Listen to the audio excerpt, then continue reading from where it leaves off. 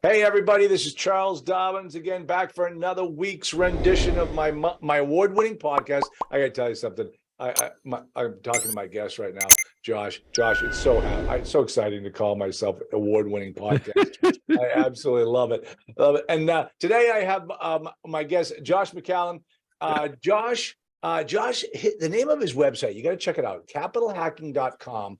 But he does learn and grow events, and it's all about accountable equity. And that is what we're going to be talking about today.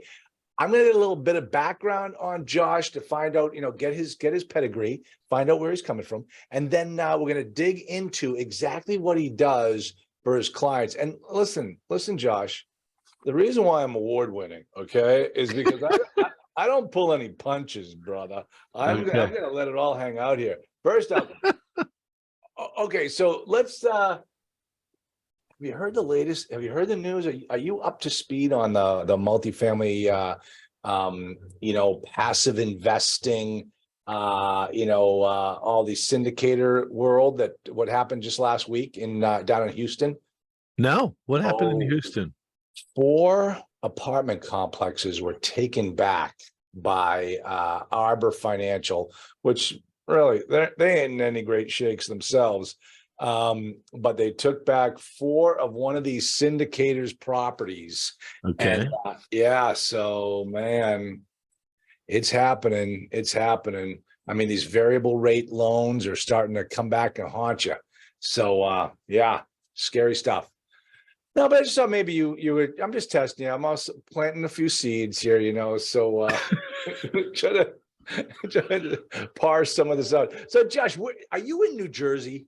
Yes. Okay, so that's like where you always call from, right? It's not like because one of your biggest investments is in New Jersey, that's why you're. Well, that's a great question. So I'm actually a guy from Philadelphia, Pennsylvania, the suburbs. Oh, so you're moving on up. And New Jersey. Yeah. And New Jersey's where I had a great opportunity to buy a special property. So I'm sitting in New Jersey right now. We own several properties now over as a group. We syndicate. We have a group called Accountable Equity that does private placements. Okay. Sounds like you guys are pretty knowledgeable about that whole world. Yep, very much so. But you are, I think what you're doing, you just mentioned before we got on the air, just so everybody knows, Josh was mentioning that they're going to start looking at multifamily opportunities. Right. But so are you kind of you look at a lot of specialty type of properties, or what types of deals do you look for your investors? Thanks. So Accountable Equity is a group of about 360 and by the way, Josh, investors. Oh, Josh, this is not a congressional hearing. You don't have to thank me after every question I ask, okay? Thank you, Senator, for the question. Thank you, Senator. I actually went to I never got to go to Dale Carnegie, but I love Dale Carnegie and his idea of, be hearty in your approbation and lavish in your praise. So I'm grateful to be here. Okay. All right. So real quick, I just got to give the listeners a snapshot. So I learned how to build a syndication company. We call it a boutique private equity company the hard way. We were actually operators before we were capital raisers. Okay. And so I think of that as the right way. It shows that we're grounded in managing the assets ourselves. Now, where I came up from, a 20 plus year history of building luxury homes and then transitioned into resorts, turning them around on the coast. And during that time, I started working for a family office and learned how large private money deals happen. But I didn't have to bring the money. The other person was the wealthy family. I was the president of the company. And so in that purview, we learned deep expertise in running resorts. And now we've learned how to also attract investors. And the investor group is called Accountable Equity. Our current resorts are a specialty type of drive-to resort that New Yorkers love, Philadelphians love, and DC people love. And my theory has always been if you're in the drive-to market from those cities, you have a pretty stable asset, especially with our deep expertise in wedding business. So we are direct, vertically integrated, right? Our friends, and not just our friends and families, but a national audience has listened to us, followed up with what we do, vetted us, and joined us as owners. hundreds of people. That then has allowed us to turn around mega distressed opportunities into wonderful legacy perpetual resort assets that throw off money. We have such great opportunities in this world of distressed hospitality now. As you alluded, multifamily, that group in Houston that lost the properties. There's something else brewing, and that is this significant amount of pressure on hospitality assets. Even though some of us are doing very well, and the pandemic was good to some of us because of the drive-to nature, the general audience of hospitality is in distress because lenders are not offering normal loans to this sector. They're down by like 70% the number of loans. So that means there's going to be good buys. And what we're looking at doing in the near future is not only doing what we always do, right? Buy distressed properties that we can make gorgeous resorts and legacy assets, but we're also turning some of them that shouldn't be resorts into apartments at the more value add level, the value level. So that's why I'm cool. I'm happy to be on this show because we're actually searching out the world. And I know you probably know a few friends that would like to help us build out the vertical portion of our company in the deep expertise of multi. So we're actually going to go out and hire talent and bring them into our big company. Okay. You just gave me I thought this was going to be a quick show, Josh. You just gave me about 4 different topics that we got to dive down deep into. 100%. Okay. So let's kind of take it at the high level. You mentioned these drive-to places. You mentioned, and it reminds me of a buddy of mine who owned a restaurant, beautiful restaurant. But as he called it, it was a destination restaurant, which means that he didn't get any drive-by business. So therefore, because he was a drive-to, he had to be so good. He had to be so much better than everybody else because people had to think, oh, let's go there tonight. And it's not even on anyone's way to get there. So is that kind of like what you're talking about your place? And can we be honest? Are we talking about the vineyard that you own? Is that it's one of them? One of them is the Renault Winery Resort, which is cool. It's one of the East Coast's largest winery resorts, and has hotel, golf, numerous restaurants, and but it's famous for its. You got the spa in there yet, Josh? No spa yet. Come Can't on, wait. I'm not going. I can play golf here anywhere. I need a spa. Dude, it's a burden that we do not have a spa. But as I say, we went after the cash flow first, stronger. We're judicious. We're a judicious group of investors, right? So we knew that weddings were our specialty. And from doing weddings, we've locked up, like this entire year of 23 and partial year of 24. I already have a good bit of the revenue already because wedding contracts are 18 months out. So, we kind of built a model that's totally sustainable. Weddings really are quite lucrative. Just out of curiosity, how many weddings can you do in a weekend? Yeah, I'm going to pull up a picture or two since we haven't had a chance to meet in person. So they're big properties. All of them are over 200 acres. This winery, which I only, I'll show you our bar. This is one of our bars. Winery as a distressed asset. That's distressed. So yeah. Let me give you an example of why our investors love what we do. So we bought this for less than the value of the dirt. We bought a 150-year-old brand name winery. Brand name meaning the name Renault wine actually used to be a famous brand, and it died off as a famous brand and became more of a workaday company. And then it went into financial distress, and we bought it for almost half of what the banknote was on the property from a bank.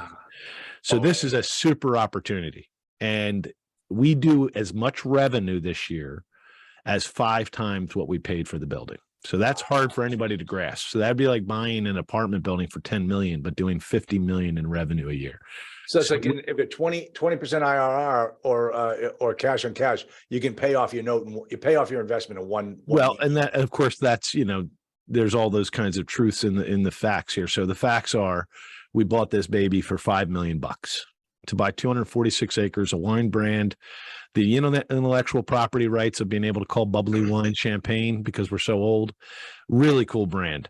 Yeah. Nucky Johnson from Boardwalk Empire used to be a part owner of this place, the real guy, Steve Buscemi's character. So all kinds of crazy, crazy histories exist here.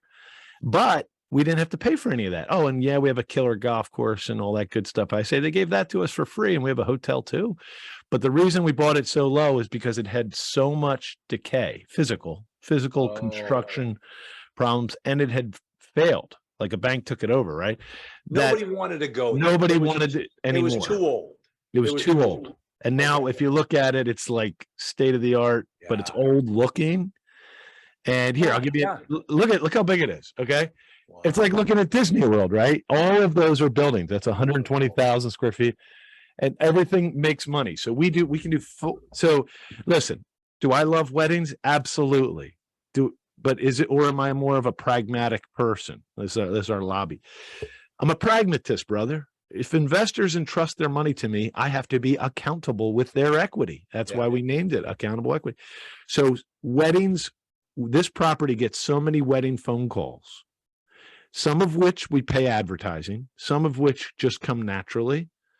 But you wouldn't be, take a guess how many phone calls a year for a wedding request. Oh, I'm going to say 2,000.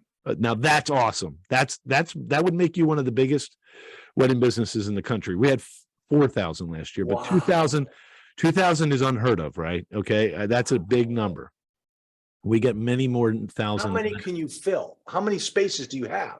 We have 4 proper ballrooms that all happen at the exact same time. Oh, wow. Okay. So we're doing so many weddings here that I don't like to talk about it, because what happens is when you do a lot of weddings, that's actually a negative to the bride, right? They wish they were the only wedding. Yeah. So your business is, you and I are talking to investors today, and they want steady passive assets, real assets with depreciation. We kick ass at that because we're sitting here on cash flow like you probably have not been around. And I've never been around this much cash flow. It's enormous. And it throws off good cash every year for the investors, but we haven't even started developing the property. Doesn't have a spa yet. Okay. It has development rights. So I always say we get free land development rights and we make money the whole time. I love this business. Okay, but wait a minute. So I look at it, first off, you think to yourself, you got 4 different ballrooms, and each bride doesn't want to know that they're not the only one. And so you got you have like the Mickey Mouse, the Donald Duck, and like you can't rank the venues. They all have to be alike. Or one that's kind of like the platinum. You're in the great question, buddy. Great question. Nobody's ever asked that before. So we're there's so much here, Charles. You had no idea you were getting me on your show. But this is going to be a blast. What the hell, this guy Josh is. Adding questions. I just keep adding questions. There's a rabbit hole here, Charles. I'm only going to do a little bit of rabbit holing, and then we're going to get back up to the easier to understand. Yeah. But for those who are geeking out about our business model of weddings, like I said, we have multiple restaurants. We have a French cafe. We have all kinds of wonderful things going on here. But the weddings, because they book out so far in advance, we do tend to talk about weddings a lot, right? And because the cost is high and the profitability is high, it really secures the asset. That's what we say. It's like we have a secure asset. So the venues, we have one that looks like this. It's a metal girder building behind my head that we covered in wood, but it goes back to 1880. My architect says, okay, that the riveting model. He said that's an old looking rivet.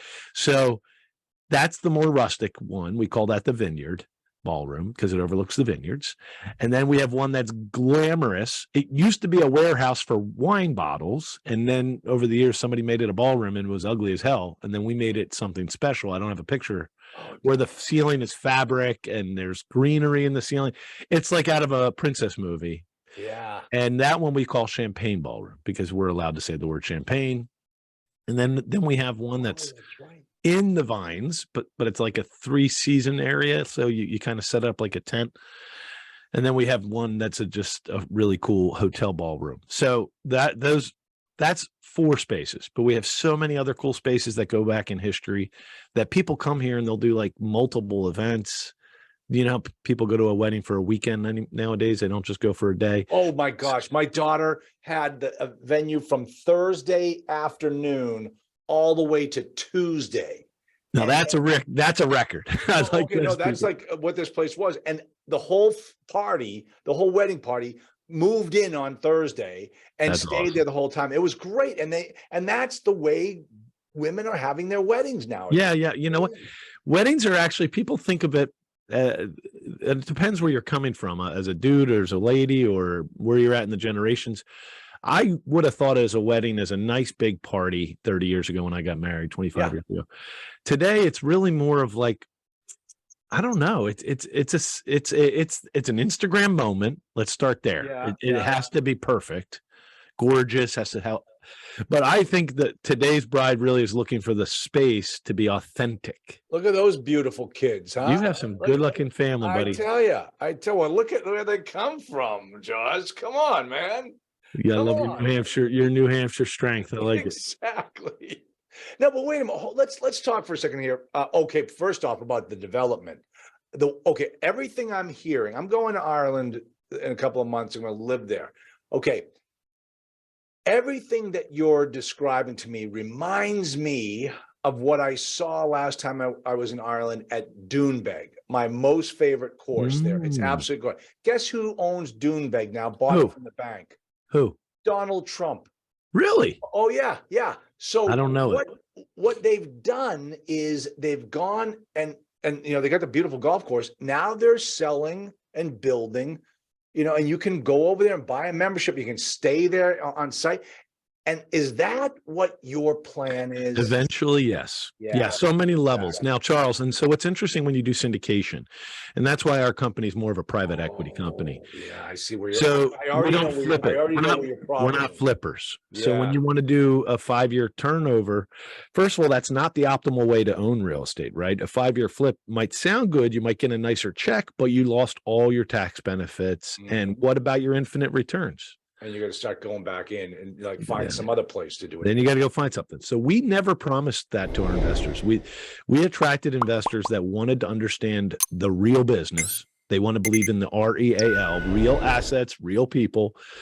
And they understood how real estate really works. And the optimal way is to get that bank refinance eventually, get all your money back, but keep the tax depreciation, keep the ongoing cash flow. And why not every once in a while, every 5-7 years, land develop something for another big kicker? And so we've been building that into our model from the beginning, and we've done it now 3 times in the last 4 years. So how do you?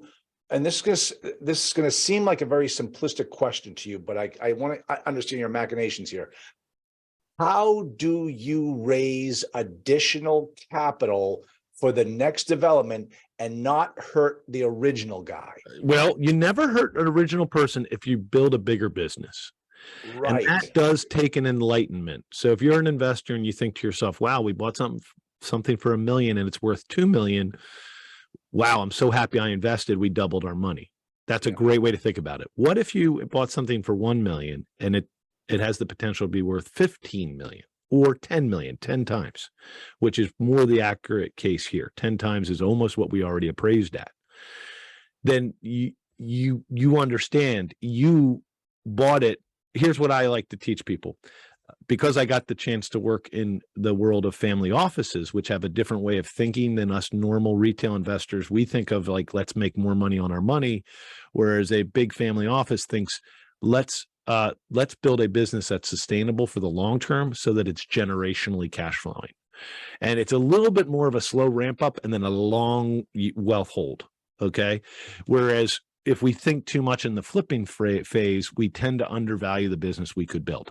That $1 million multifamily building that became a $2 million building could have become a $10 million building if you would have added additional assets on that land over time. And now your $1 million investment added, maybe you have to add more, right? Which means you have less percentage ownership, but you have a 10 times the size asset. So perhaps your ownership went down in half, right? You bought in at 1 million and you needed to raise another million, that's 2 million, but the asset went to 10 million. Did you get diluted or did you get appreciated? Yeah. And technically your wealth went up, not down. Yeah. So I'm not maybe using the fastest, easiest ways to understand that. But if it's a bigger pie and you own that pie because you came in as a founder, we've had all of our investors very happy. Yeah. You see what I mean? And one of the funniest things that no one ever talks about in the difference, because of course, all my friends do multifamily investing, and I love multifamily investing. I'm glad to be on your show. I would just like to do it a more kind of a more appreciative way, which would be doing the value add hotel to apartment conversion, because I see that as a radically impressive yield, which we're going to be poised to do a lot of it over the next few years. But back to our core business, you get to come see us, right? We're open 365 days a year. So I'll have investors just show up at these resorts and go enjoy their own resort. And I always call that like a double win, right? They love their resort. Yeah. They're paying money, bringing guests to the golf course. I like it because we're telling the truth. We work hard. People see us doing a good job, and they see that we work hard and provide good product. So it only brings in more investors. That's why we've grown to hundreds and hundreds of investors. Josh, here's what is really unique about what you're doing compared to 99% of the multifamily syndicators that I talk to. And that is that you're coming at it from and I'm going to use the term, a Berkshire Hathaway model versus we're going to buy it, we're going to, drive the NOI, and then we're going to sell it. And wait a minute, aren't you looking to be in this business long-term? Well, what if we build it, drove the NOI, really made it nice, pulled some money out, did it again, raised some more money, and protected the original founders, added more. I mean, you're doing it the way that Warren Buffett has done it. And 99% of the syndicators always, when they're pitching their deal to their investors, always talks about the exit strategy, the end game, that how long of a hold they're planning on. You don't have that conversation with your investors. You always have to have a terminal value. So we set 10 years as a terminal value. And why do you have to do that? But Charles, I mean, that is a big compliment. I mean, and we when you talk to our investors and get to know them, which by the way, that's the other big special thing you're going to love. We have visits. We encourage our investors to come almost quarterly. We actually don't even charge you, even though it's about a $200 ticket. It's like a free mastermind. It's actually, Josh, it's a $150 ticket. I looked it up, and I'm not coming. Even though you do have a golf tournament, which I would be very happy to play. But Josh, you don't have a spa. I just don't have any. Well, the spa, that's part of the future, right? See, we're here to build it out. So just since you brought up the damn spa, and that is a thorn in my side. I love spas, though I've never really done a spa. I'm not into that. I'm a hardworking dude. I need a spa. But here's my point. They don't make profit. Did you know that? Yeah, they're usually an amenity loss leader.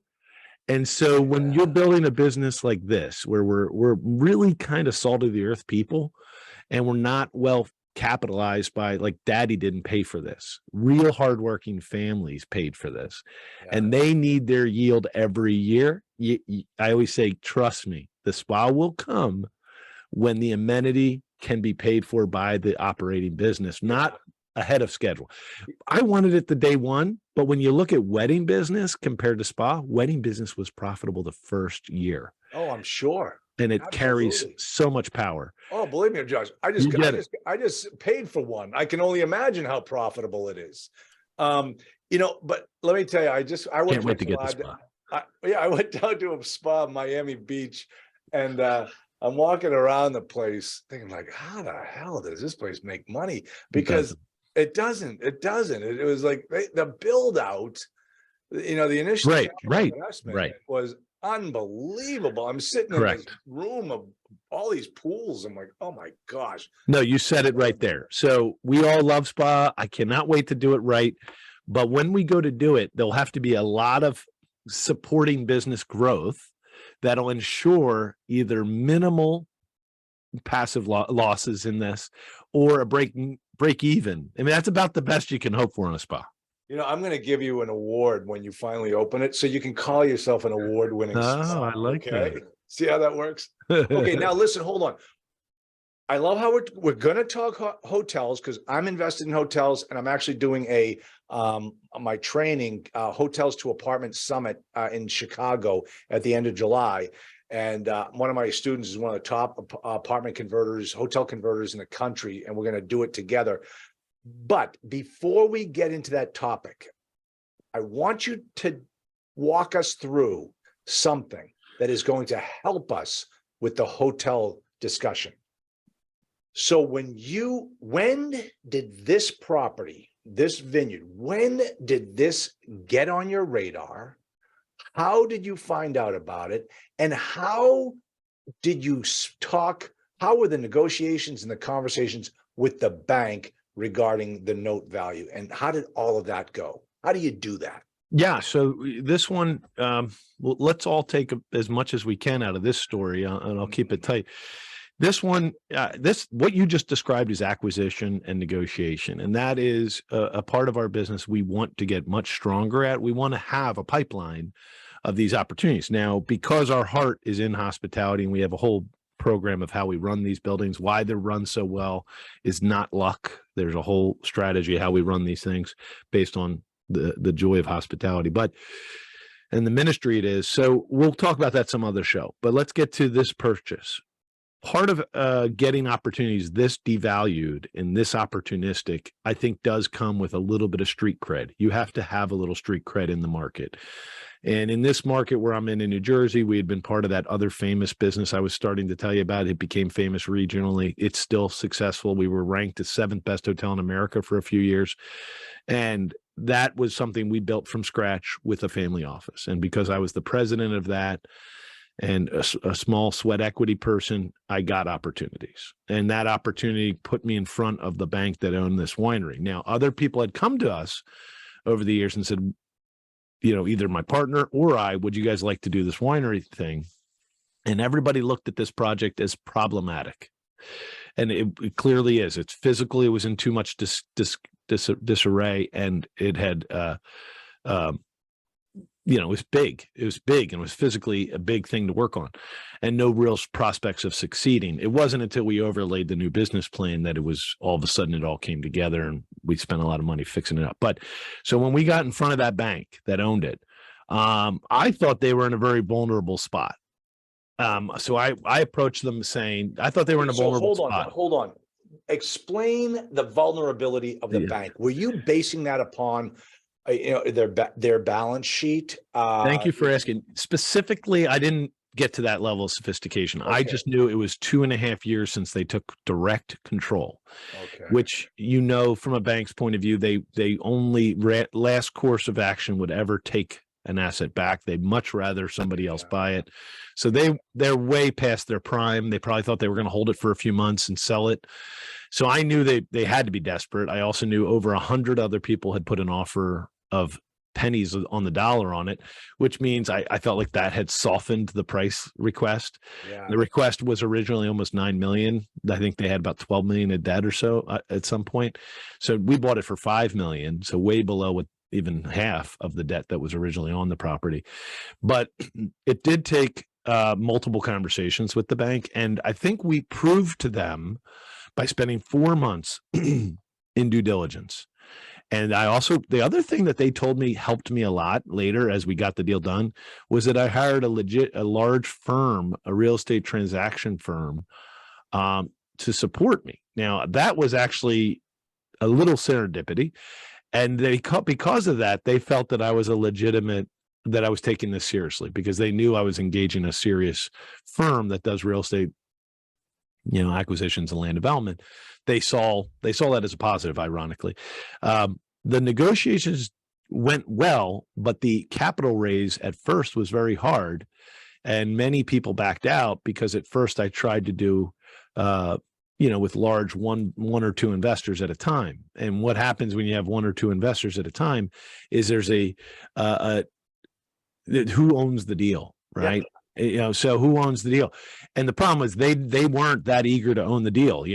Some of them Okay, were famous so football players and things like when that. you say they own the deal, are you putting into practice that old saying, when you owe the bank $100,000, the bank owns you. When you owe the bank $100 million, you own the bank. Is that what you mean? But these Kind guys, of. who owns the deal? Those two guys own the deal. Yeah. They could tell you what to do. Yeah, and I wasn't against that theoretically. It just meant there was no sponsor that was ready to die on the hill to succeed and win this deal. And because of that, it would get to deep conversations, numerous months of meetings, and then they would walk away. So when I learned, what were you doing for income? oh well, I had left my partnership and had an liquidity event. So yeah, okay. So anyway, I don't know what I can give you from this negotiation that you can take as a pearl, other than they were in a desperate spot, and at the last minute, our dogged determination, and my wife got involved. We both met with these. We did the due diligence. We really understood this asset better than the owners of this asset, the bank, and they knew we were not kidding, that we were going to win. So in the end, they offered us a very short-term seller note, which usually that banks won't do because it hurts their reporting. Yeah. It's not optimal for a bank, but because we were willing to die on the hill and hadn't stopped, and we did bring substantial amount of money, like $1 million, then they offered us a bridge. And because of that, the gears are all started going in the right direction, and we got a construction loan from that point forward, and then investors after investor after investor, because everybody saw where we were going, and a lot of investors got to join as they saw momentum. As a matter of fact, today people are joining right now because we're about to open it up again and let new investors in. All right. I went to the Distressed Assets and Loan Workout Department convention because I'm a fun guy down in Miami. And there was one guy who got up there and said, when you take back a property, who do you look to unload it to? And the guy made this statement. He says, we look to give it to the farmer next door. And everybody in the dais and that I was looking at them like, what the hell does that mean? And he said, we look at the farm. If we take back a farm, we look to the farm next door because we know that guy understands value and that guy knows how to run the business.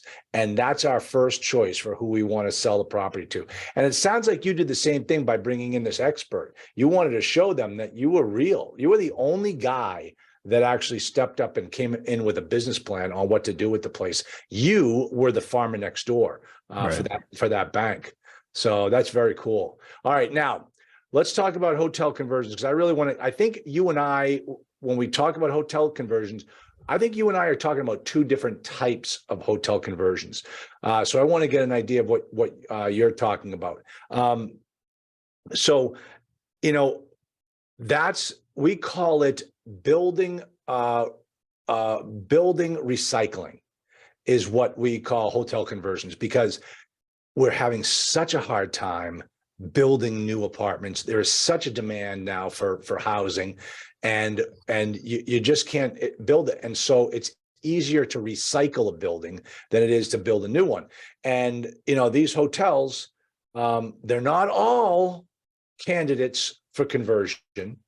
And the ones that we look for, and this is where I think you and I might differ, Josh, is the ones that we look for are the extended stay type of properties, usually in secondary and tertiary markets, usually about 100 keys, right around that number, about 100. And that to us is the prime type of property to convert. I would venture to guess, based upon a few little hints that you've given me so far in this conversation, that that's not what you look for. Am I right?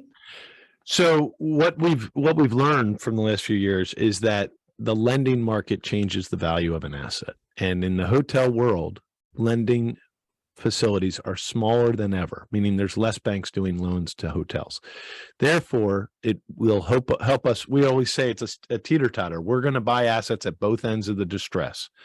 We're going to buy them like we continue to buy what we've bought now, our resort business with our high cash flow legacy build out. And we're also going to buy, similar to you, opportunities that will convert well to a full-time living facility, an apartment.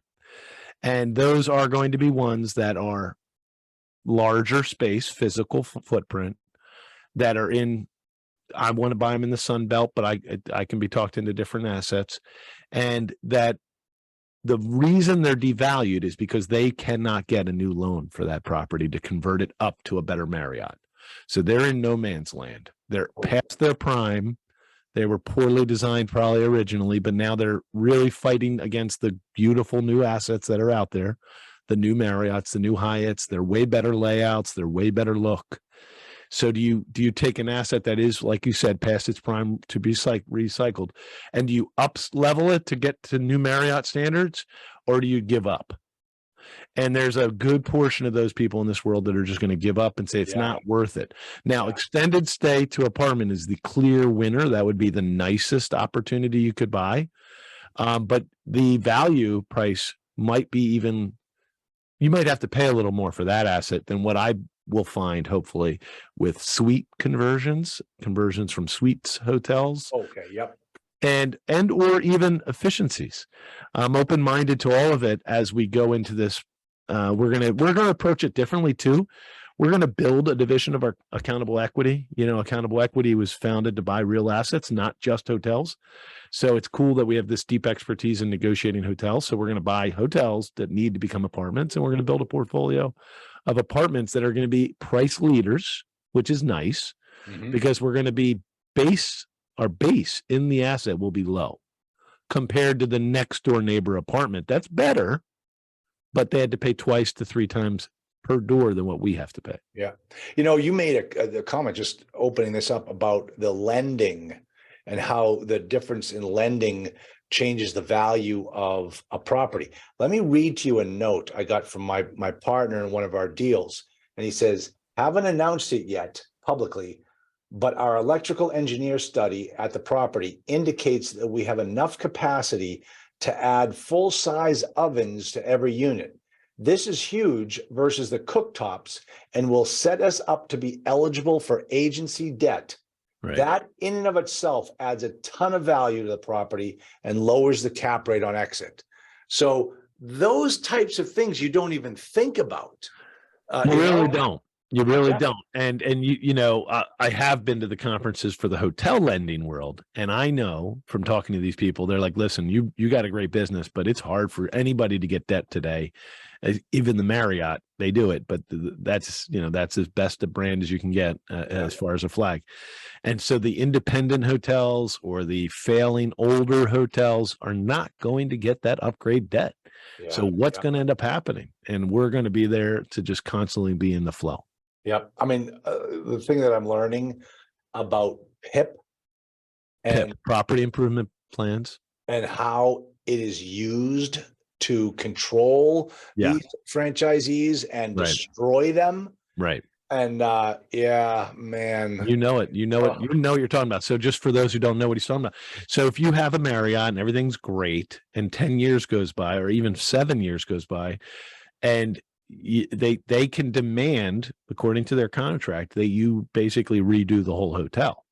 Yep. And that the standards are their property improvement standards.